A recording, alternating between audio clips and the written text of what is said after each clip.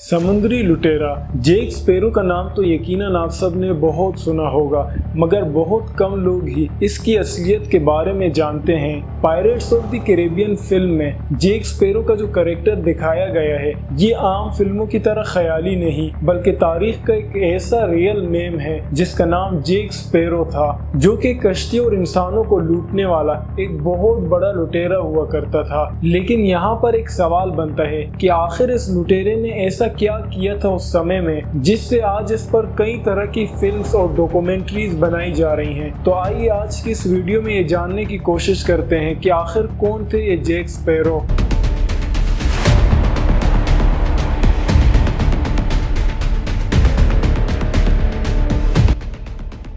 Jack sparrow 16 और 17 centuries के दौरान दुनिया में एक ऐसा खतरनाक और चालाक समुद्री लुटेरा हुआ करता था जिसका सिर्फ नाम सुनते ही लोग कांपने लगते थे। ऐसा कहा जाता है कि समंदर के जिस हिस्से में इस लुटेरे का बसेरा हुआ करता था, वहां से गुजरने की भी कोई हिम्मत नहीं कर पाता था, क्योंकि एक बार जो जहाज इस इलाके में पहुंच जाता था वो फिर कभी भी वापस लौट कर नहीं आ पाता। लेकिन हैरानगी की बात तो ये है कि इतना खतरनाक समुद्री लुटेरा होने के बावजूद ये अचानक मुस्लिम मजहब को मानकर मुसलमान कैसे हो गया, और फिर इसके बाद से इसकी जिंदगी पूरी तरह से बदल गई थी। असल में जिस लुटेरे की हम बात कर रहे हैं उसका नाम था जैक स्वर्ट, जो कि सन 1553 में इंग्लैंड के स्वेफरशाउन टाउन में पैदा हुआ था। इस टाउन के समंदर तक बसे होने के चलते यहाँ पर ज्यादातर मछुआरे ही रहा करते थे, और इस इलाके के दूसरे लोगों की तरह ही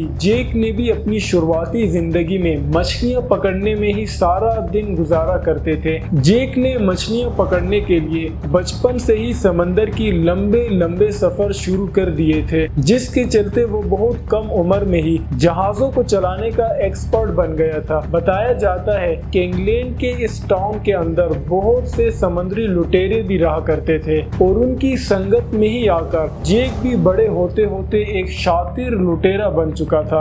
आगे चलकर साल 1588 में इंग्लैंड की रानी एलिजाबेथ I से इजाजत लेकर जैक इंग्लैंड के लिए प्रिवेटियर के तौर पर काम करने लगा, जिसका काम जंग के दौरान दुश्मन के जहाजों को लूटना था। और गवर्नमेंट की तरफ से इजाजत मिलने के बाद जैक किसी से भी डरे बजाय किसी का भी जहाज लूट लिया करता था, और अब आहिस्ता आहिस्ता सब इससे डरने लगे थे। स्पेन के समुद्री जहाजों के बीच में जंग चल रही थी, और इसी के चलते इंग्लैंड सरकार के द्वारा जैक को स्पेन के जहाजों को लूटने और बर्बाद करने का काम सौंपा गया था। साथ ही में जैक और उसके साथियों को ये सब करने के लिए बड़े बड़े जंगी जहाज इंग्लैंड के सरकार के द्वारा ही दिए गए थे। ये काम मिलने के बाद से जैक ने इतनी लूटमार की थी कि उसके नाम की दहशत पूरी दुनिया में अब फैल चुकी थी। इंग्लैंड इस जंग में स्पेन के ऊपर जीत हासिल करने में पूरी तरह से नाकाम हो चुका था। चूँकि लंबे समय से चल रही इस लड़ाई में इंग्लैंड को काफी नुकसान हो रहा था,